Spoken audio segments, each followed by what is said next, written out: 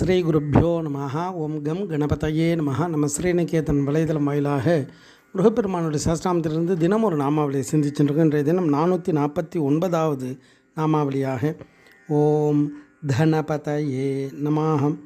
முருகப்பெருமான் எல்லா உயிருக்கும் அதிபதியாக இருக்கக்கூடியவர், எல்லா பொருளுக்கும் அதிபதியாக இருக்கக்கூடியவர். அதனால தான் அவருக்கு பல நாமத்தில் பசுபதினே ஒரு பேர்.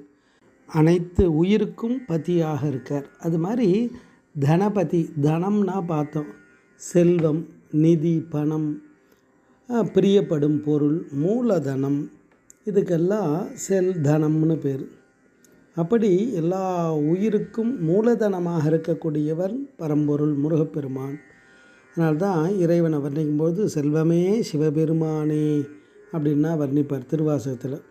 அப்படி செல்வமாக, பொருளாக இறைவன் வெளிப்பட்டு எல்லாத்துக்கும் ஆதாரமாக இருக்கார்.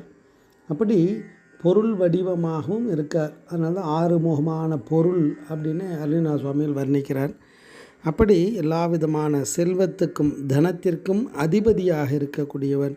அப்போ அதனுடைய அர்த்தம் என்ன அப்படின்னா, இறை அருள் கிடைத்தால் நமக்கு எல்லா பாக்கியமும் கிடைச்சிடும்.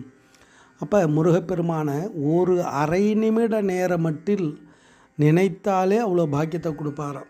திருப்புகழில் வரும்போது அரை நிமிட நேரமட்டில் தவமுறையை தியானம் வைக்க அறியாத ஷட கஷட மூட மட்டி பவவினையிலே ஜனித்த தமியன் மிடியால் மயக்கமுறுவேனோ அப்படின்னு கேட்குறார்.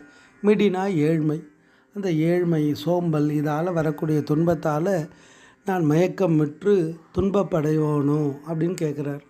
ஏன்னா இறைவனுடைய அருள் கிடைச்சிடுத்துனா எப்பேற்பட்டதெல்லாம் கிடைக்கும்னா, சகல செல்வ யோக மிக்க பெருவாழ்வு, தகைமை, சிவஞான முக்தியும் முருகப்பெருமான் கொடுப்பாராம்.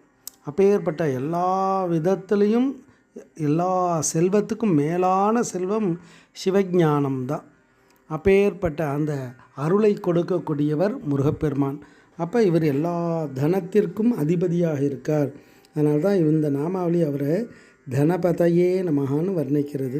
ஓம் ஸ்ரீ குருப்பியோ நமஹ. ஓம் சும் சுப்பிரமணியாய நமஹ.